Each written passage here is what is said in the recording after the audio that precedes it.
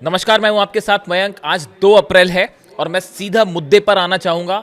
रूस का बड़ा बयान आया है हॉर्मूज को लेकर, और रूस का बड़ा बयान आया है डोनाल्ड ट्रंप ने जो 19 मिनट की स्पीच दी और राष्ट्र को जो संबोधित किया, उसको लेकर रूस ने अब बड़ी प्रतिक्रिया दी है। और जानते हैं रूस ने क्या कहा है? रूस ने यह कहा है कि हॉर्मूज, पूरा हॉर्मूज ईरान का था, ईरान का है, ईरान का रहेगा, और हॉर्मूज पर ईरान का कंट्रोल है और हमेशा रहेगा।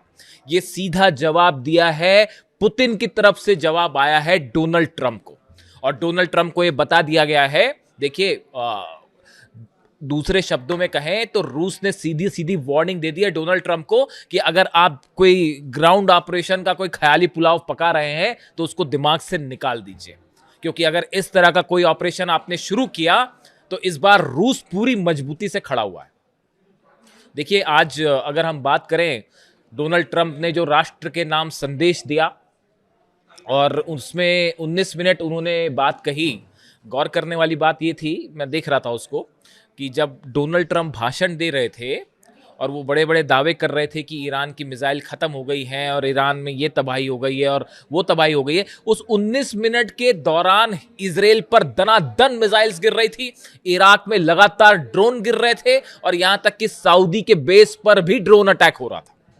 ये सब कुछ हो रहा था जब डोनाल्ड ट्रंप अपना संदेश दे रहे थे और ये दावे कर रहे थे, वो गिना रहे थे कि ये 1 महीने की जंग में हमने ईरान को कितना नुकसान पहुंचा दिया और ईरान की मिसाइल्स खत्म हो गई हैं और ईरान का न्यूक्लियर प्रोग्राम खत्म हो गया। इस तरह के वो दावे कर रहे थे और उसी दौरान ईरान ने जो है वो मिसाइल्स की बरसात कर दी। देखिए आज का जो भाषण था डोनाल्ड ट्रंप का, 19 मिनट की जो स्पीच थी, मैंने आज के पहले किसी भी अमेरिका के राष्ट्रपति की इतनी कमजोर स्पीच मैंने आज तक नहीं सुनी। आप देखिए गौर से, अगर आप समझने की कोशिश करें, जितने अहम मुद्दे थे, क्या ईरान पर ग्राउंड ऑपरेशन होगा, डोनाल्ड ट्रंप के पास कोई जवाब नहीं है। हॉर्मूज कैसे खुलेगा, डोनाल्ड ट्रंप के पास कोई जवाब नहीं है। ईरान की युद्ध का आगे क्या होगा, डोनाल्ड ट्रंप के पास इसका कोई जवाब नहीं। जो अहम मुद्दे थे, जो पूरी दुनिया उनसे जानना चाहती थी, पूरी दुनिया की नजरें इस पर टिकी हुई थी कि डोनाल्ड ट्रंप आज क्या कह रहे हैं, क्या कहने वाले, वो क्या घोषणा करने वाले हैं ईरान पे, लेकिन उनके पास किसी बात का कोई जवाब नहीं था। और उन्होंने कहा कि जंग जो है वो चलती रहेगी, तो ईरान पहले से ही कह रहा है कि जंग चलती रहेगी। ईरान की सेना ने तो पहले ही कह रखा है कि ये जंग रुकेगी नहीं। तो अब डोनाल्ड ट्रंप कहे ना कहे, उससे क्या फर्क पड़ता है। लेकिन एक बड़ी इंटरेस्टिंग बात है, आप देखें कल तक जो डोनाल्ड ट्रंप के बयान आ रहे थे, वो बयानों का नेचर क्या था? वो ये कह रहे थे कि अब जंग ज्यादा दिन नहीं चलेगी। ये कल के बयान बता रहा हूं मैं आपको। आज सुबह तो उन्होंने फिर अपना यू टर्न ले लिया। कल उन्होंने कहा कि जंग ज्यादा दिन नहीं चलेगी, अब मैं अपने सैनिक जो है ईरान से वापस बुलाना चाह रहा हूं। इस तरह के बयान थे जो कि जंग खत्म करने की दिशा में थे। फिर अचानक ऐसा क्या हो गया, रात भर में ऐसा क्या हो गया कि डोनाल्ड ट्रंप को पूरा यू टर्न लेना पड़ा। हालांकि अपने बयान से बदलना उनके लिए कोई नई बात नहीं है। और ईरान की अगर बात करें तो ईरान उनकी बयानों को गंभीरता से लेता भी नहीं, किसी को परवाह नहीं है डोनाल्ड ट्रंप क्या कह रहे हैं। हकीकत यह है, वो कुछ शेयर बाजार को ही फर्क पड़ता होगा, ऑयल बाजार को ही फर्क पड़ता होगा कि भाई क्रूड ऑयल और इन्वेस्टमेंट, बस इन्हीं में फर्क पड़ता होगा। बाकी ईरान को कोई फर्क नहीं पड़ता। डोनाल्ड ट्रंप जो बोल रहे हैं बोलते रहें। लेकिन फिर भी सोचने वाली बात यह है कि रात भर में ऐसा क्या हो गया कि डोनाल्ड ट्रंप को अपना बयान पलटना पड़ गया। देखिए मैंने खुद ये समझने की कोशिश की, आखिर ट्रंप के बयानों में इतना बड़ा यू टर्न कैसे आ गया। देखिए 2 अहम बैठकें होती हैं, इसको आपको समझना पड़ेगा कि ये पर्दे के पीछे खेल क्या चल रहा था, बार बार ये सीज फायर का और ट्रंप का क्या दांव था। देखिए पर्दे के पीछे से जो खेल चल रहा था, वो खेल था कि किसी तरह से हॉर्मूज खुलवाया जाए। ईरान ने हॉर्मूज को वैसे ही पकड़ रखा है जैसे गर्दन पकड़ लेते हैं ना, बस वैसे ही पकड़ रखा है। तो अब पहला उद्देश्य ये था कि किसी तरह से हॉर्मूज खुलवाया जाए। अब इसके लिए क्या किया जाए, तो पहली एक बैठक होती है पाकिस्तान में।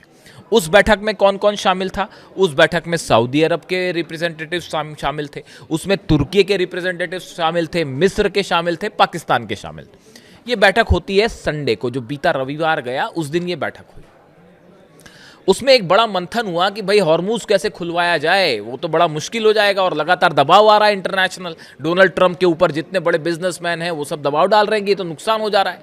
उस बैठक में शायद ये प्लान तैयार हुआ था कि चाइना को किसी तरह से इस पूरे मामले में गारंटर बना दिया जाए। यानी इस समय ऐसा माना जाता है कि ईरान अगर किसी की बात सुनेगा तो वो सिर्फ चीन की बात सुन सकता है, क्योंकि रूस ने इस पूरे मामले में, सीज फायर वाले मामले में हस्तक्षेप करने से साफ मना कर दिया। रूस ने यह कह दिया है कि रायता अमेरिका ने फैलाया है, डोनाल्ड ट्रंप ने फैलाया है, वही संभाले अब इस रायते को, हमारा उससे कोई लेना देना नहीं। बात नंबर एक, तो रूस अलग हो गया। अब दूसरा एक देश बचा, चीन। इन देशों का मानना यह था कि अगर चीन को इस बात के लिए राजी करवा लिया जाए कि चीन ये गारंटी दे ईरान को कि हम अब ईरान पर जो है अमेरिका हमला नहीं करेगा, इजराइल हमला नहीं करेगा और आप किसी तरह से हॉर्मूज खुलवाइए, ये प्लान था। और इस प्लान को मनवाने के लिए बताया जाता है, जो सोर्सेस बता रहे हैं, अंदर की खबर जो चर्चा में है डिप्लोमेटिक सर्कल में, मैं वो अब बता रहा हूं आपको, कि पाकिस्तान के विदेश मंत्री इशाक डार जो हैं वो चीन के दौरे पर पहुंचे। पाकिस्तान के विदेश मंत्रालय ने कहा कि डार का चीन का दौरा उनकी चीनी समकक्ष वांग यी के निमंत्रण पर हो रहा है। इस तरह की बात पाकिस्तान की तरफ से कही गई। पाकिस्तान के विदेश मंत्री इशाक डार चीन के दौरे पर पहुंचे और उनकी वहां मुलाकात होती है चीन के विदेश मंत्री के साथ, वांग यी के साथ। और इस मीटिंग में बताया जाता है कि पाकिस्तान की तरफ से यह प्रस्ताव सामने रखा गया था कि किसी तरह से आप ईरान को मनाइए, आप गारंटर बन जाइए कि हां आगे ईरान पर हमला नहीं होगा, तब शायद ईरान हॉर्मुज को खोल दे। ऐसा शायद अमेरिका का संदेश था, ऐसा शायद ये अरब देशों का संदेश था, लेकिन चीन ने ऐसा करने से मना कर दिया। और ये जो दो बैठक थी, एक जो पाकिस्तान में हुई और दूसरी जो चीन में हुई, इन दो बैठकों के आधार पर डोनाल्ड ट्रंप ये दांव खेल रहे थे कि किसी तरह की जो है सहमति बन जाएगी और ईरान को हॉर्मुज खुलवाने के लिए राजी कर लिया जाएगा। ये डोनाल्ड ट्रंप का सोचना था। चीन की बैठक भी फेल हो गई, चीन ने मना कर दिया, हम कोई इसमें बीच में मीडिएटर नहीं बन रहे, भूल जाइए। और वैसे ही जो है ये चार देशों की बैठक जो थी, इसका भी कोई नतीजा नहीं निकला। परिणाम ये हुआ कि जो सीज फायर की बात चल रही थी कि हम अपना जो है वो सेना वापस बुला लेंगे या जल्दी जंग खत्म होने वाली है, इन बयानों से आज के संदेश में डोनाल्ड ट्रंप को 360 डिग्री का यू टर्न लेना पड़ गया। यह है इनसाइड स्टोरी कि कैसे डोनाल्ड ट्रंप को अपना फैसला बदलना पड़ा, अपने बयान बदलने पड़ गए। पर्दे के पीछे जो खेल चल रहा था वो खेल ये था और वो फेल हो गया। अब आप देखिए दो बड़ी बातें। पहला, रूस इस मामले में किसी कीमत पर हस्तक्षेप नहीं करेगा, वो ईरान को नहीं रोकेगा, यह बात बिल्कुल साफ। इस समय रूस के ऑयल की सबसे ज्यादा मांग है पूरी दुनिया में। यानी अमेरिका ने यूक्रेन जंग के दौरान जितने सैंक्शंस लगे रूस के ऊपर, उसके ऑयल को रोकने की कोशिश की गई। वेनेजुएला पर हमला करके ऑयल जो है रूस का जो बिजनेस चल रहा था उसको रोकने की कोशिश की गई। उसकी सबकी वसूली करने का यह सही समय है रूस के लिए। रूस कतई नहीं चाहेगा कि यह जंग रुके, बात नंबर एक। बात नंबर दो, चीन का सवाल है। देखिए, हॉर्मुज तो चीन के लिए वैसे ही खुला हुआ है। ईरान जो है वो तेल अपना, चीन पहले सप्लाई करता था ईरान चीन को तेल, तो अमेरिका आपत्तियां जता रहा था, हमले हो रहे थे उन जहाजों के ऊपर। ये कहा जा रहा था कि सैंक्शंस लगे हुए हैं चीन कैसे तेल बुला रहा है ईरान से, इस तरह की बातें हो रही थी। अब तो डंके की चोट पर ईरान जो है वो ईरान से तेल खरीदेगा, चीन जो है वो ईरान से तेल खरीदेगा, और ना अमेरिका कुछ कर सकता ना दुनिया कुछ कर सकती। तो चीन क्यों चाहेगा कि ये जंग रुके? बात नंबर दो, वो क्यों मीडिएटर बने? तीसरी बड़ी बात, इस जंग में, एक महीने की जंग में ईरान ने यह साबित कर दिया है कि अमेरिका को कैसे झुकाया जाता है, अमेरिका के राष्ट्रपति को कैसे झुकाया जाता है। जंग में कैसे अमेरिका को हराया जाए, यह फॉर्मूला ईरान ने पूरी दुनिया को दे दिया है। और वो फॉर्मूला यह है कि अगर आप ईरान या डोनाल्ड ट्रंप के सामने झुकेंगे तो आपको और झुकाएगा, और अगर आप सीना तान के खड़े हो जाएंगे अमेरिका दबना शुरू कर देगा। ये फॉर्मूला ईरान ने पकड़ा दिया है। और हकीकत ये है, देखिए, जंग रुकना रुकाना तो दूर की बात है, लगातार हमले हो रहे हैं इजराइल पर। पिछले 5 घंटे की बात कर रहा हूं मैं, आज 2 अप्रैल है, दोपहर के समय ये वीडियो मैं बना रहा हूं। पिछले 5 घंटे में दनादन हमले हुए हैं पूरे इजराइल के ऊपर। इराक के ऊपर जबरदस्त हमले हो रहे हैं, और बताया जा रहा है कि इराक में जो है वो एक ट्रेनिंग सेंटर है, उस पर हमले हुए हैं। एक केमिकल फैक्ट्री है इराक में, उसके ऊपर हमले हुए। अमेज़न पर जो हमला हुआ वो तो आपने देखा ही, बहरीन में, जो ईरान ने कह रखा है कि जितनी मल्टीनेशनल्स हैं अमेरिका की, उन सबको निशाना बनाया जाएगा। और आज की रात कहा जा रहा है कि भाई कुछ भी हो सकता है, आज की रात बड़ी भारी जाने वाली है फिर से पूरे मिडिल ईस्ट पे, और ईरान जो है वो एकदम खतरनाक मूड में है। अब देखिए इसके अलावा 2-3 बड़ी खबरें हैं। रूस ने आगाह किया ईरान को लंबी जंग के लिए तैयार रहिए। ऐसा क्यों कहा जा रहा है? A-10 प्लेन्स जो हैं अमेरिका के वो मिडिल ईस्ट पहुंच रहे हैं। ये A-10 टैंक A-10 जो प्लेन होते हैं ये ग्राउंड ऑपरेशन में इस्तेमाल किए जाते हैं। थंडरबोल्ट प्लेन्स हैं वो ब्रिटेन पहुंच गए हैं अमेरिका के, और वहां से मिडिल ईस्ट आएंगे।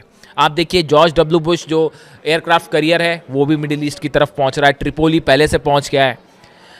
इतने सारे हथियार, करीब 50,000 सोल्जर्स अमेरिका के आसपास, अमेरिका ने ईरान के आसपास उतार दिए।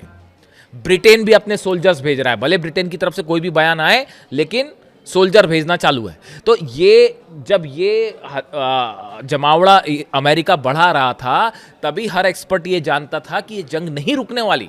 डोनाल्ड ट्रंप कुछ भी दावा करते रहे, कुछ भी बोलते रहे, वो भले शेयर मार्केट ऊपर नीचे करने के लिए इस तरह के बयान आए, लेकिन आप लगातार अपने सैनिक वहां भेज रहे हो, आप अपने फाइटर जेट्स भेज रहे हो, फिर किस चीज का सीज फायर? भूल जाइए। इसके अलावा देखिए बड़ी खबर यह भी है कि यूएई जो है वो अब इस जंग में बड़ी भूमिका निभा सकता है, इस तरह की बातें हैं। और हॉर्मुज खुलवाने की अगर कोशिश होती है तो उसमें यूएई का अहम रोल होगा। और मूसा आइलैंड, बार बार बात हो रही है कि मूसा आइलैंड पर कब्जा करने की कोशिश में यूएई मदद कर सकता है अमेरिका की, इस तरह के दावे हो रहे हैं। इसी का परिणाम है जो दुबई पर हमले हो रहे हैं, अलग अलग डेटा सेंटर्स पर हमले हो रहे हैं, अलग अलग ऑयल डिपोज पर हमले हो रहे हैं, एयरपोर्ट पर हमले हो रहे हैं, मिसाइल्स गिर रही हैं। पिछले 24 घंटे की बात अगर की जाए 15 से 16 बैलिस्टिक मिसाइल गिर चुकी हैं यूएई के ऊपर, और करीब 30 से 40 ड्रोन फायर हो चुके हैं। उसकी वजह यही है यूएई का जो स्टैंड है, इसको लेकर ये हमले हो रहे हैं। अब सवाल यह है कि यहां से आगे क्या? सवाल यह है कि क्या अमेरिका ग्राउंड ऑपरेशन करेगा? रूस ने जबरदस्त फील्डिंग कर रखी है हॉर्मुज की। जो चेचन्या के सैनिक आ रहे हैं लड़ने के लिए, और 6 लाख सैनिक ईरान के तैयार हैं। आप ये समझिए इस पूरे इलाके में रूस ने बड़ा प्लान तैयार किया है, ईरान के सेना तैयार है, फ्री हैंड मिल चुका है सीना को। बार बार देखिए इस तरह की बातें हो रही थी, मैं पहले ही कह रहा था, आप मेरे पिछले 3 वीडियो उठा के देख लीजिए। मैंने हर वीडियो में ये बात कहा कि जब तक अब्बास अराक्ची साहब विदेश मंत्री ये ना कह दें कि हाँ अब हम बातचीत करने को तैयार हैं, आपको किसी की बात मानने की जरूरत नहीं है। कोई कुछ भी दावा करता रहे, कुछ भी कहता रहे, ईरान की सेना ये तय करेगी जंग कब तक चलेगी। ये अब ईरान की सेना तय करेगी। ये सब जो बातें थी ना, ये अली खामनेई साहब पर जब हमला किया था उसके पहले सोचना चाहिए था इसका परिणाम क्या होगा। और अभी आप आगे देखते जाइए। एज एन इंटरनेशनल रिलेशंस मेरा सब्जेक्ट है, विदेश नीति मेरा सब्जेक्ट रहा है, उसी पर मैंने पढ़ाई की है दिल्ली यूनिवर्सिटी से, और मैं जो चीज़ें आगे देख पा रहा हूँ वो बेहद भयानक है। आप यकीन मानिए, कल रूस का क्या बयान आया, विदेश मंत्री लावरोव का सुना आपने? उन्होंने कहा कि तीसरे विश्व युद्ध के लिए तैयार हो जाइए। 10-15 देशों पर हमले हो रहे हैं, 3 देश आपस में लड़ रहे हैं, और पूरी दुनिया की इकॉनमी जो है वो घुटनों पे है। ये एक शुरुआत हो सकती है एक बड़े बड़े युद्ध की, यानी ये इससे भी बड़ा, यानी फिर वर्ल्ड वॉर ही बचा, और क्या बचता है। ये लावरोव कह रहे हैं। लावरोव रूस के विदेश मंत्री हैं और बड़े समय से रूस के विदेश मंत्री हैं, पुतिन के खास हैं, और बड़ा सोच समझ के बयान देते हैं। तो ऐसा है कि ये हालात ये है कि इस जंग में ईरान ने अमेरिका को हर लेवल पर, कोई भी मकसद अमेरिका का पूरा नहीं हो पाया। ना सत्ता चेंज हो पा रही है, ना मिसाइल पर रोक लग पा रही है, ना न्यूक्लियर प्रोग्राम रोक पा रहा। वो मैं अलग से बात करूंगा। वो 450 किलो यूरेनियम जो है ढूंढते रह जाएंगे। डोनाल्ड ट्रंप कभी नहीं मिलेगा, कभी नहीं मिलेगा। अब ये हालात ये है कि अमेरिका को लगातार मुंह की खाने पड़ी है। और इसराइल का क्या होगा वो तो अब कुछ बोलना ही बेकार है। इसराइल का आगे क्या होगा, अगर डोनाल्ड ट्रंप छोड़ के चले गए तो भयंकर बेइज्जती हो जाएगी। ये भी सोचिए आप, अगर अमेरिका अपनी सैनिक बाहर बुला लेता है और हमले रोक देता है तो ये तो फिर साबित हो जाएगा बात कि अमेरिका जंग हार गया। मतलब ये तो पहली बार ऐसा होगा कि इतनी करारी हार, यानी इराक, अफगानिस्तान और वियतनाम से बड़ी इतिहास इस बात को नोट करेगा, दर्ज हो जाएगी हमेशा के लिए कि ईरान ने अमेरिका को हरा दिया। और डोनाल्ड ट्रंप प्रेसिडेंट थे उस समय अमेरिका के। ये बात हमेशा इतिहास में पढ़ाई जाएगी बच्चों को आगे। शायद यही वजह है कि डोनाल्ड ट्रंप की मजबूरी है जंग को जारी रखना, और फंस गए हैं। और आज की रात एक बार फिर मैं कह रहा हूं कि अगले 1 से 2 दिन मिडिल ईस्ट के लिए बेहद खतरनाक साबित होने वाले हैं। जो भी अपडेट होगा आप तक पहुंचाऊंगा। Thank you so much.